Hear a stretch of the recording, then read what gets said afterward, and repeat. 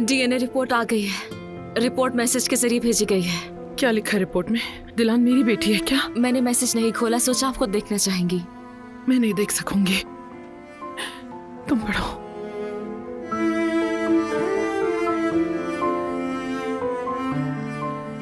Sample की गई DNA की जांच के मुताबिक सबीहा एमरोलो नामी खातून दिलान काराबे नामी बच्ची की 99% बायोलॉजिकल माँ है।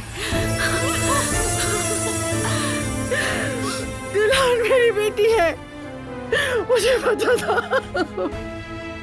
पता था मुझे रेवा, मुझे पता था। मेरी बेटी है वो, मेरी बेटी है, मैं जानती थी रेवा। दिलान, दिलान मेरी बेटी है रेवा, मैं ही उसकी माँ हूँ,